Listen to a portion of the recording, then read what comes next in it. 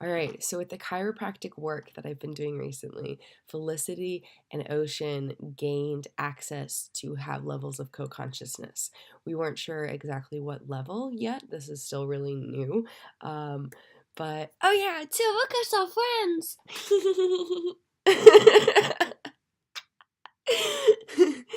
So yeah, there's a lot more switches with me and Ocean. So before there, I had a drawing about it somewhere. I guess I'll draw it again. Um, Ocean and Felicity did not have co-consciousness with each other.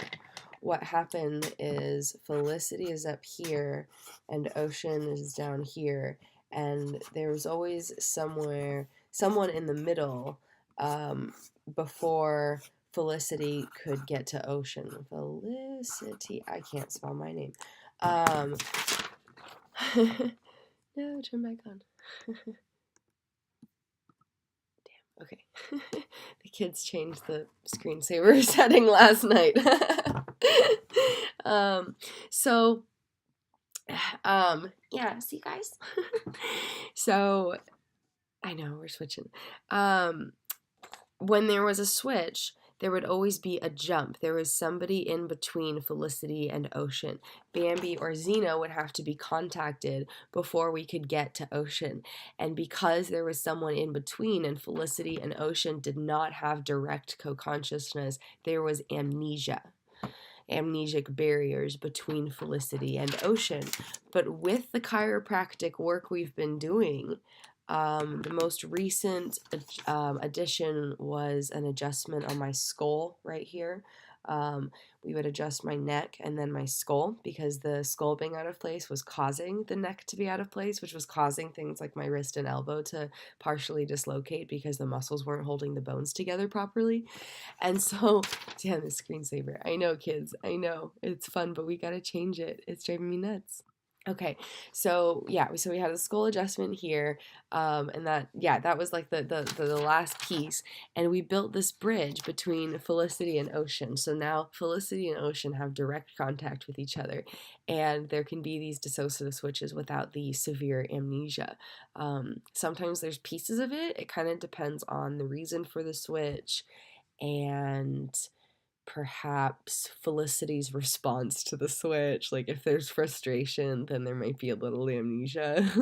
And so we're working on it, but huge progress. And so because of that, we're now, I can't believe I even remember what I was saying all this time ago. We switched so many times and normally I would have no idea what I came on here to talk about. But I know, and that's a sign of progress. So we were noticing when we switch back and forth between Ocean and Felicity, there's a very distinct pressure in my earlobes, like inside of the ear, kind of, but very specifically like up against here, not like in a different part of the ear. A very specific pressure change.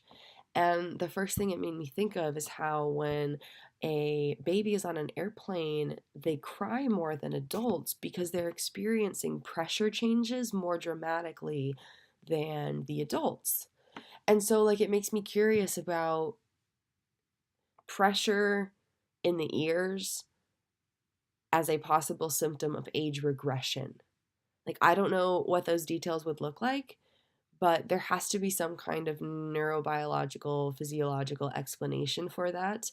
And if we can connect all those dots, we can start to identify the more physical signs of age regression. Because even when an adult stays an adult, like even when I'm still mentally me, I don't know if that even makes sense, but even when I'm still mentally me, the age regression can still slip in and cause these problems.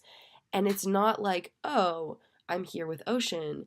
It's like, oh, I'm experiencing physical age regression. Like, it's a very different thing. Like, Ocean's not mentally around necessarily, but clearly there's presence of her in the body, and that's affecting the Felicity part of things. And so there has to be some way of explaining this as a like legitimate, actual, like tangible, explainable thing of age regression, a symptom within dissociative identity. So very dramatic pressure changes in the earlobe area between switches with Ocean and Felicity. And we couldn't notice that before now because there was always amnesia And if there was any kind of change, we wouldn't be able to tell because our brain reset anyway.